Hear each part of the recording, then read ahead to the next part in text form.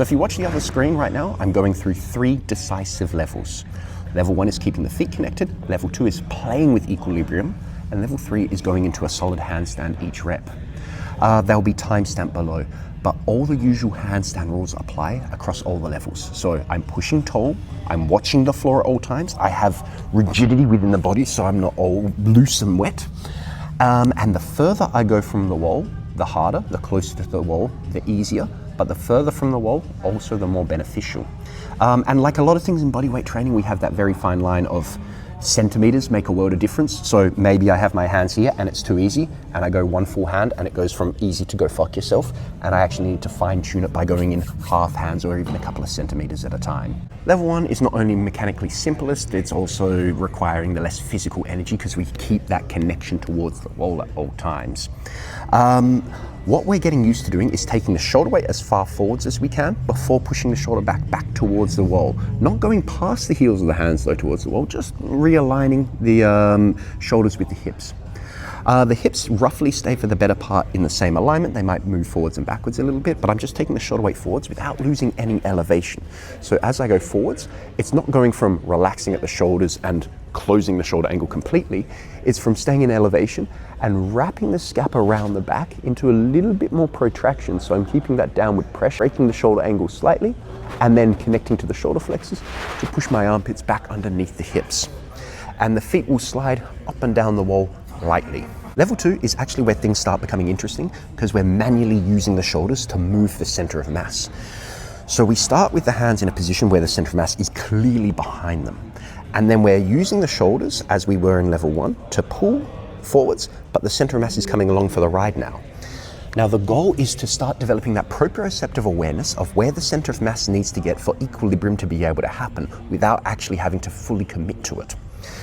So when we move the shoulder weight forwards, we can feel the weight changing in the hands live at times. So if all the weight's in the heels of the hands, the center of mass is either aligned to the heels of the hands or behind. If we can feel all the weight in towards the first knuckle, the center of mass is starting to get towards a point where balance is going to be more achievable. So what we're doing from here is the shoulders are coming forwards, the hips are coming along for the ride, and once we feel the center of mass is aligned to the hands, the feet will begin to float. Now, once they begin to float, the idea is that we're going to try push the shoulders under the hips and we go back towards the wall. The more that we blur the line of the hips going up or back towards the wall will depend how much we float. So if we go shoulders and hips directly towards the wall, it's going to be this kind of like planche lean float back into the wall. As we get more proficient at it and the hips travel a little bit more up, it's going to be shoulders come back towards the wall, hips travel up, and that float gets a little bit longer, but everything's slowly drifting back towards the wall. Level 3 is where we're starting to develop the actual authority of being able to enter the handstand from this position, and this is where it gives to more of the other elements of handstanding. So as per all the previous levels, I'm staying in the realms of elevation. As the shoulder weight comes forwards, I'm never relaxing into the scap and just cranking the head forwards. I'm always staying in elevation, and I might be breaking at the shoulder line, but a lot of it is coming from protracting the scap rather than just changing the shoulder angle. I'm pulling the center of mass and coming along and pulling it along for the ride. I'm learning the proprioceptive awareness of where I need to be for balance to be able to exist, and that can be taught within the hands. So if all my weight's in the heels of the hands, the center of mass is either aligned to the heel of the hand or behind. If I feel more of the weight towards the first knuckle, center of mass is in a good spot. So once I found that point of equilibrium, the feet have floated away from the wall because the shoulders have pulled the center of mass far forwards enough. I'm trying to keep the hips locked in space and time. I'm trying to keep that point rigid and still as the shoulders push underneath the hips and push the hips up towards the ceiling. And if I'm tight and in one piece, what will happen is that the feet will be seesawed by the shoulders, and I'll come into alignment and I'll be in my handstand, and then I can choose to return to the wall. Now, even if we're close towards the wall and we don't have the raw shoulder strength to be able to do that, but we have the body awareness and the balance to be able to do it, we can have a light pike at the hips, but it's not to be encouraged because we are doing a shoulder line push-up, not a hip line push-up. For all the levels where balance is involved, if I have to step, if I have to jump, if I have to stick the butt out, the center of mass is not in the right spot, and I need to learn how to use my shoulders to renegotiate that, because the idea is this to be able to give us ability to be able to make corrections in the middle of the room. And in the middle of the room, there is nothing for me to jump off. Everything has to be self-governed and organized within my own system.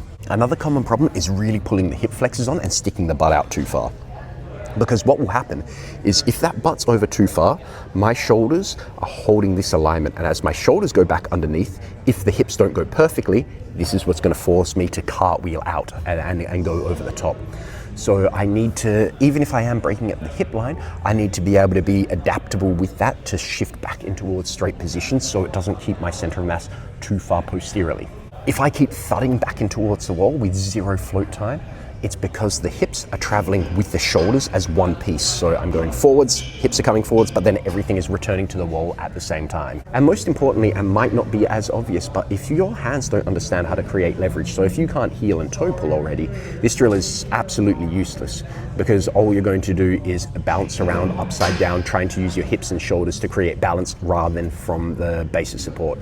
This is a secondary system that is teaching you balance, not a primary system. So it's there for when the primary system fails, and also it gives towards your ability to be able to kick up more consistently, understanding the shoulder mechanics of the press, the beginnings of and the end of the handstand push-up, and developing that proprioceptive awareness of how to use where your hips exist in space and time and how to use your shoulders to influence that.